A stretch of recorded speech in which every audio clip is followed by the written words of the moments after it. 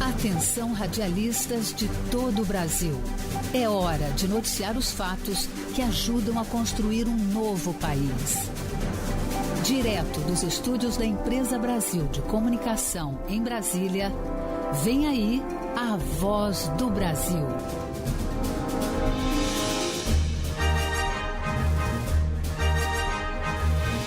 Em Brasília, 19 horas.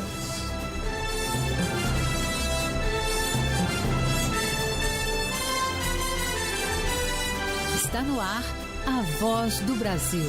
As notícias do governo federal que movimentaram o país no dia de hoje. Olá, boa noite. Boa noite para você que nos acompanha em todo o país. Quinta-feira, 12 de maio de 2022. E vamos ao destaque do dia. Agricultores devem colher mais de 270 milhões de toneladas de grão. Conab aumenta a estimativa da atual safra. Mariana Jungmann. A melhora na expectativa se deve ao aumento na área de soja, ao melhor desenvolvimento das lavouras de arroz e ao aumento da produção de milho.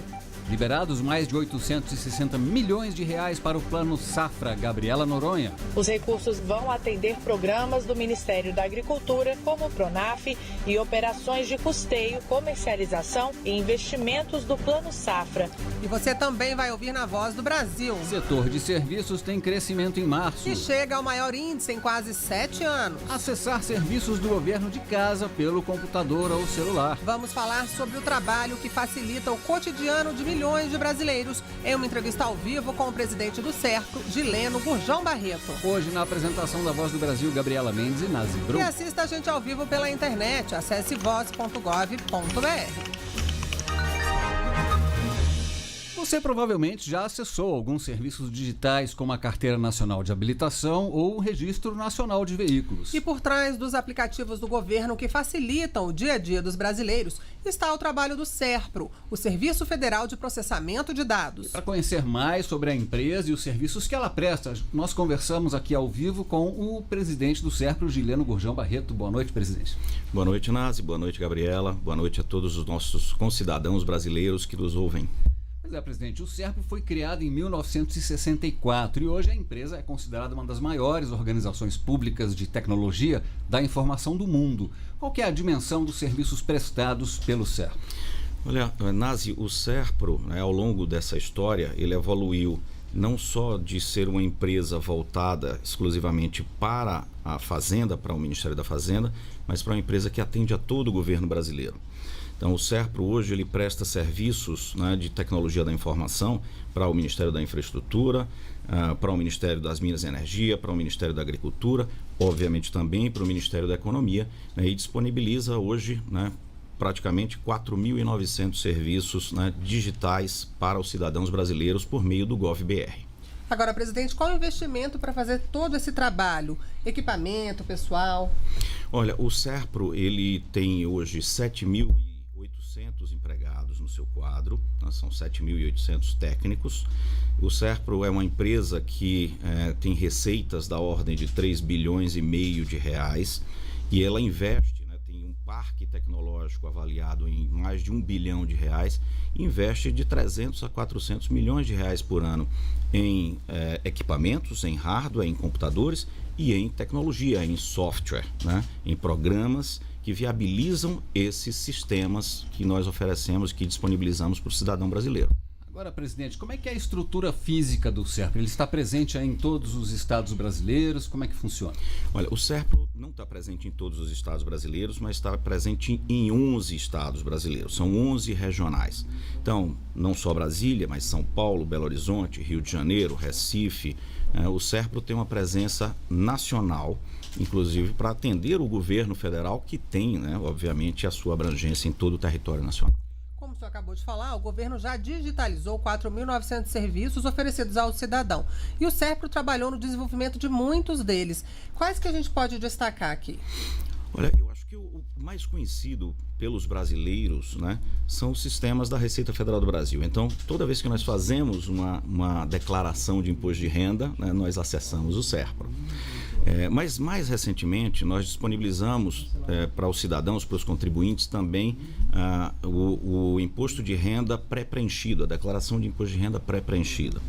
Nós disponibilizamos a carteira nacional, a carteira digital de trânsito, né? A nossa antiga carteira de habilitação, ela hoje está nos celulares. Mas facilitou muito a vida, né? Facilitou muito a vida. Mas não só isso, né? O cidadão pode pagar as suas multas, né? Daqueles estados que aderiram ao sistema nacional, o cidadão pode pagar a sua multa pelo aplicativo. O cidadão pode acessar serviços do Ministério da Saúde, certificado de vacinação.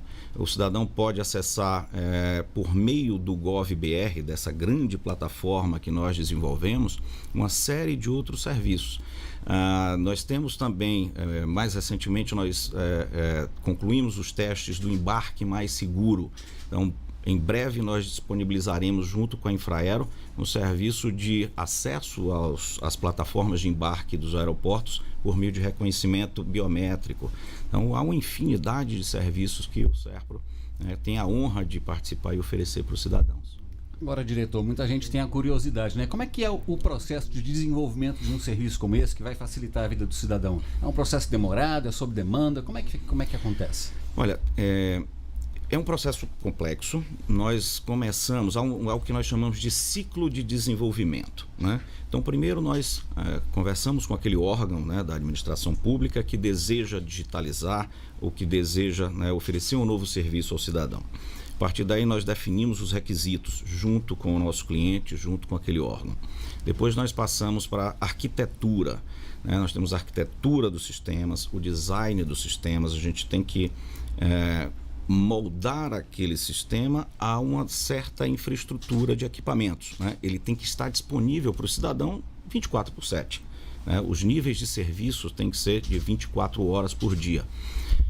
Na sequência ao desenvolvimento, propriamente dito, né? As pessoas lembram muito do processo de, né, programação, mas aquele é só uma pequena parcela do desenvolvimento. Então há a programação, depois nós temos a experiência do usuário, né, que se chama o X, onde nós levamos, né, estruturamos aquele serviço para o celular primeiramente. Hoje o nosso foco é o telefone celular, é onde os 130 milhões de brasileiros que acessam os nossos sistemas preferencialmente acessam, e ao final, né, depois da experiência do usuário, testes, homologação e produção. Então é um serviço realmente complexo, né, envolve, por isso, né, o SERPRO tem 7.800 técnicos, né, todos dedicados a oferecer todos esses serviços. E, presidente, essas soluções acabam também trazendo economia, né? Tanto para o governo quanto para o cidadão, que é o mais importante. Sim, nós estimamos, né, números da Secretaria de Desburocratização, né? Eu acho que um ponto muito importante, né, que essa oferta de serviços, no final do dia, ela combate a burocracia, né? Ela combate a burocracia, ela facilita a vida das pessoas. Esse é o nosso principal objetivo. Quando nós fazemos isso, na Secretaria de Desburocratização, Gestão e Governo Digital, mensura tudo aquilo, né, a redução de custos para o cidadão do ponto de vista orçamentário. Então, nós estimamos que todos esses serviços permitam hoje uma economia de aproximadamente 7 bilhões de reais por ano. Mas há uma economia subjacente que é muito difícil de ser mensurada do ponto de vista financeiro, mas que ela, né, não tem preço, que é a economia de tempo das pessoas, né? As pessoas não precisam ir ao órgão, ou elas não precisam se locomover da sua cidade, ou do seu município, ou do seu distrito, por exemplo, para fazer uma prova de vida, né? Elas não precisam se locomover para acessar, para ter uma carteira digital de trânsito, né? Pode ter em papel, se a pessoa assim o desejar, mas quando o cidadão tem aquilo no celular, na palma da sua mão, né, isso, né, o que economiza de tempo para as pessoas, que elas podem se dedicar ao trabalho e à família principalmente. Isso é difícil de mensurar, mas é sem preço. Presidente, o SERPRO também desenvolve soluções para empresas, inclusive privadas. Como é que é feito esse trabalho e que tipos de serviços são oferecidos? Sim, o SERPRO, ele hoje, quando nós olhamos para a empresa, né, ela é uma das grandes, eu diria que é o maior guardião dos dados dos brasileiros. E esses dados, eles viram informação. O SERPRO disponibiliza para o setor privado certas informações que são importantes para o dia a dia da economia. Então, ela melhora o ambiente de negócios. Por exemplo, toda vez que o cidadão chega no banco, né, e vai acessar o seu banco, o aplicativo do seu banco, Quando ele digita o CPF, esse CPF é checado nas bases do SERPRO. Ou ele vai comprar uma passagem de avião, também é checado nas bases do SERPRO. Para além disso, há muitos outros serviços. Eu mencionaria, né, algo importante, né, que às vezes isso fica, como nós chamamos, no back-office. Então, auditores precisam desses dados para conferir as contas das empresas. A Receita Federal, né, por óbvio, utiliza esses dados também para fazer estatísticas públicas, para fixar, o governo utiliza para fixar políticas públicas. E as empresas utilizam muito esses dados para viabilizar os seus processos de negócio, né, checando, seja biográfica, seja biometricamente, a identidade do cidadão, dentre outros serviços. Agora, presidente, no universo cada vez mais tecnológico, também aumentaram os riscos de fraudes e invasões na internet. O SERPRO também atua nessa questão de segurança? Sim, segurança está no DNA do SERPRO, pela sua própria, né, Constituição, desde a sua criação, inclusive porque ele foi criado e sempre teve um foco muito forte, muito importante na fiscalização e na arrecadação de tributos federais. Então, o SERPRO desenvolveu uma tecnologia de proteção e de segurança que é estado da arte em nível internacional. Além disso, nós disponibilizamos equipes para outros órgãos do governo que assim, né, o necessitem, que assim o requeiram. Nós temos um centro de operações de segurança que hoje é um dos maiores do Brasil. Então, o SERPRO tem, historicamente, né, demonstra que ele é uma fortaleza, né? Nós chamamos sempre de fortaleza de segurança das informações e dos dados dos brasileiros. Muito bem, nós conversamos com Gileno Gurjão Barreto, que é presidente do SERPRO. Presidente, obrigado pela entrevista. Muito obrigado, Nazi. Muito obrigado, Gabriela.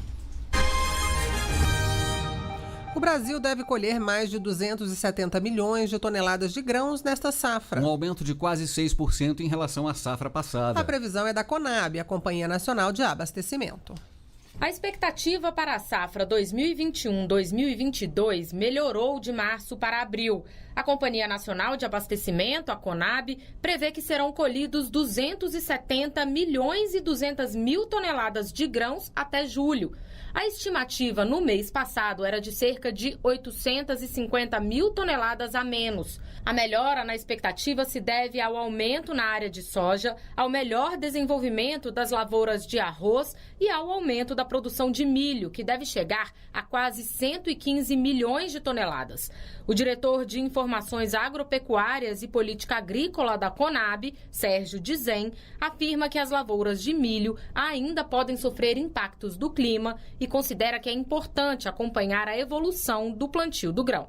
O milho é um dos principais fatores que a gente tem que observar, porque o impacto dele sobre ovos, leite e carnes é muito grande. O consumo de milho in natura não é tão impactante para a inflação, para a vida das pessoas, mas o consumo dele na forma de proteína animal é muito impactante. Também é esperada colheita maior para o algodão. Com clima favorável e aumento da área plantada, a produção deve passar de 2 milhões e 800 mil toneladas, um aumento de 19% em relação à safra passada e segundo maior volume já registrado pela Conab. O clima também ajuda a cultura de feijão. A produção deve chegar a 1 milhão e 400 mil toneladas, 23% a mais do que na safra anterior. O secretário adjunto de Política Agrícola do Ministério da Agricultura, Pecuária e Abastecimento, José Ângelo Mazilo Júnior, considerou os resultados positivos e disse que o objetivo do governo é estimular o crescimento do agronegócio. O objetivo nosso é transformar o setor do agro brasileiro no maior produtor de produtos agropecuários do mundo. Realmente essa é a nossa meta. Nós temos vocação para isso, nós temos vontade para isso e o mundo deseja isso da gente. Então, se nós temos condição, vontade e o mercado está aberto para a nossa atuação, nós temos que trabalhar internamente esses gargalos que podem nos dificultar a chegar nesse patamar. Em cerca de 95% da área plantada, a soja já foi colhida. A estimativa de produção é de aproximadamente 124 milhões de toneladas. No caso do arroz, a colheita atinge 91% da área. Devem ser produzidas quase 11 milhões de toneladas. Reportagem Mariana Jungmann. E o levantamento da safra do IBGE estima que a produção de cereais, leguminosas e oleaginosas deve ser de 261 milhões e meio de toneladas. O volume é 8 milhões de toneladas maior do que a colheita do ano anterior, o que representa uma alta de mais de 3%. A estimativa do IBGE leva em conta o ano de janeiro a dezembro. Já a da Conab traz um panorama do início do ciclo de produção a partir do mês de outubro de cada ano. Ao todo, são 12 levantamentos mensais, com o último encerrando o ano safra no mês de setembro. Docinha, prática e nutritiva. A banana é uma fruta que está sempre na mesa dos brasileiros. E o Brasil é destaque nesse plantio. Somos o terceiro maior produtor de bananas do mundo. O presidente Jair Bolsonaro esteve hoje no Vale do Ribeira, em São Paulo, em um evento que apresentou as novidades no cultivo. Aos agricultores, o presidente anunciou ainda a liberação de mais de 860 milhões de reais para recompor o Plano Safra. O Brasil é o terceiro maior produtor de bananas do mundo, com volume de aproximadamente 7 milhões de toneladas por ano, segundo dados da Organização das Nações Unidas para a Agricultura e Alimentação. E de acordo com Jefferson Magário, produtor e presidente da Confederação Nacional dos Bananicultores, o cultivo da fruta está em expansão. Hoje nós temos expansão praticamente em todos os estados, né? Com destaque a região Nordeste, né? Que tem mais áreas para as fronteiras agrícolas, né? Minas e Tocantins também está aumentando bastante a produção de banana. O estado de São Paulo é o maior produtor nacional de banana, respondendo por mais de 15% do total produzido no Brasil. E o Vale do Ribeira, que reúne 22 municípios paulistas, tem se destacado. É nesta região que é realizada a Feira da Bananicultura, que contou nesta quinta-feira com a presença do presidente Jair Bolsonaro. De acordo com Ézio Carlos Borges, produtor e presidente da Associação de Bananicultores do Vale do Ribeira, o evento reúne produtores rurais para discutir práticas de cultivo e manejo da banana. Aqui é onde a gente faz o evento para apresentar novas tecnologias, novas ferramentas, que a gente possa ter o alcance aí de todos os produtores para uma melhor qualidade, um melhor rendimento na sua área produtiva. A empresa brasileira de pesquisa agropecuária, Embrapa, apresentou na FEBanana as novidades para melhorar as condições de plantio da fruta, como explica Alberto Duarte Vilarinhos, chefe-geral da Embrapa Mandioca e Fruticultura. O nosso trabalho é reduzir custo de produção. Então nós estamos com variedades resistentes que diminuem custo com fungicida, com outros tipos de controles químicos e com bioinsumos também. Em seu discurso na feira, o presidente Jair Bolsonaro anunciou a sanção da lei que destina mais de 868 milhões de reais para a equalização de juros do atual Plano Safra 2021-2022. Com isso, o Tesouro Nacional deverá autorizar os bancos e cooperativas de crédito a retomarem as contratações de financiamentos rurais com a subvenção federal. O presidente Jair Bolsonaro destacou a importância dessa medida para destravar as contratações. Isso potencializa recursos na ordem de 20 bilhões de reais para equalização de quem tomou empréstimo no Banco do Brasil ou Caixa Econômica Federal. Os recursos anunciados pelo presidente vão atender programas do Ministério da Agricultura, como o Programa Nacional de Fortalecimento da Agricultura Familiar, o PRONAF, e operações de custeio, comercialização e investimentos do Plano Safra. De Pariquera-Sul, em São Paulo, Gabriela Noronha. O governo solicitou que sejam iniciados os estudos para a desestatização da Petrobras e da PPSA, estatal responsável pela gestão dos contratos de partilha do pré-sal. O novo ministro de Minas e Energia, Adolfo Saxida, entregou a solicitação hoje ao ministro da Economia, Paulo Guedes, e disse que aguarda que o processo seja rápido. Espero que no período mais rápido de tempo possível nós tenhamos essa resolução pronta e levamos para o presidente da República assinar esse decreto e começar esse processo. O ministro da Economia, Paulo Guedes, disse que encaminhará os pedidos à Secretaria Especial do PPI, o Programa de Parcerias de Investimentos, órgão do governo responsável pela avaliação de privatizações ou concessões. Eu encaminho imediatamente para a Secretaria Especial do PPI para que ela faça uma resolução lá de referendo que inicie os estudos. Então, isso deve ser feito hoje mesmo e nós vamos dar sequência aos estudos para a PPSA e depois, então, o caso da Petrobras. Após uma avaliação positiva sobre o processo de desestatização, o pedido é votado pelo Conselho do PPI. Caso seja aprovado o processo de privatização, o presidente assina um decreto que inclui a empresa no Programa Nacional de Desestatização. Duplicação de rodovias, geração de novos empregos, redução de impostos. Se tem a ver com seu dia a dia, está lá no Saiba Tudo, o novo site que te deixa bem informado sobre todas as ações do governo federal. Segurança, educação, saúde, economia, tudo isso e muito mais num só lugar, para deixar você por dentro. É mais que um portal, é um Saiba Tudo. Acesse gov.br/Saiba Tudo. Governo Federal. O setor de serviços cresceu 1,7% no mês de março, na comparação com fevereiro. Os dados da pesquisa mensal de serviços divulgados hoje pelo IBGE mostram que o índice é o maior desde maio de 2015. Os 5 setores pesquisados apresentaram resultado positivo. O responsável pela pesquisa, Rodrigo Lobo, explica quais foram os destaques. O destaque ficou com o setor de transporte, tanto pela parte do transporte rodoviário de carga, transporte aéreo de passageiros, ferroviário de cargas, rodoviário coletivo de passageiros, são alguns dos segmentos que explicam esse bom desempenho do setor de transporte. O segundo impacto positivo ficou com os serviços de informação e comunicação. Em terceiro impacto positivo ficou com os serviços profissionais, administrativos e complementares.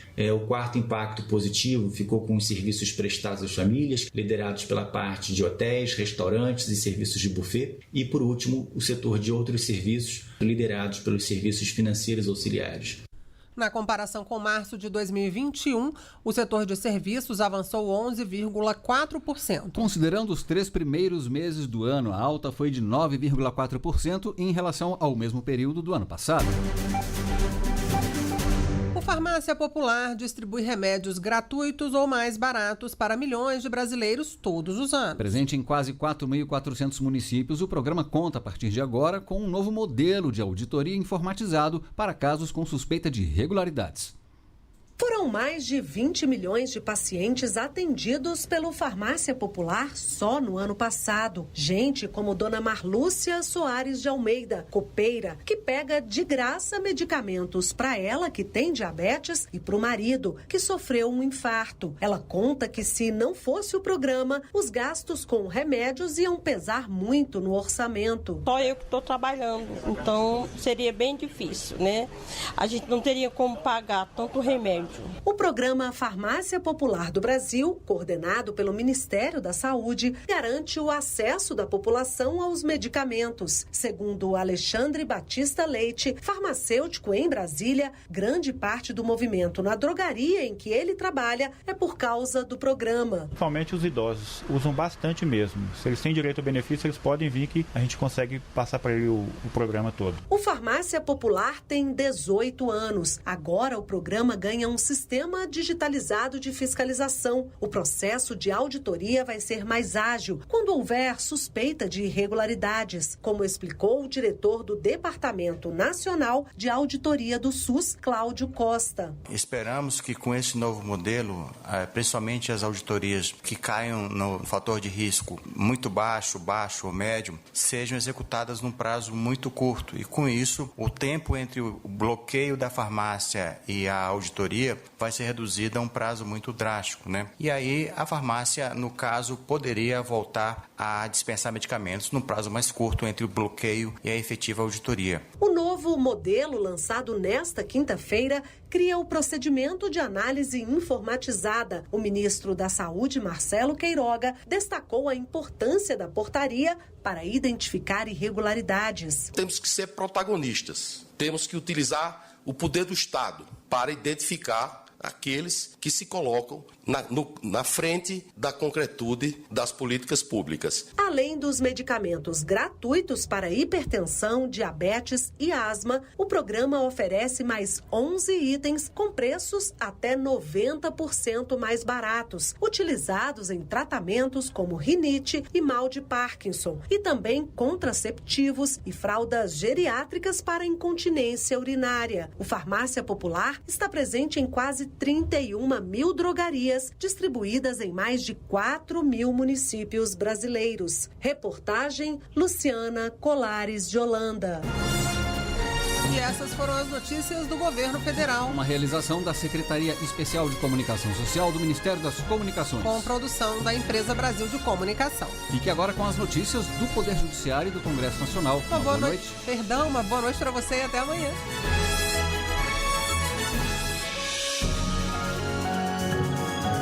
Governo Federal. Pátria Amada, Brasil.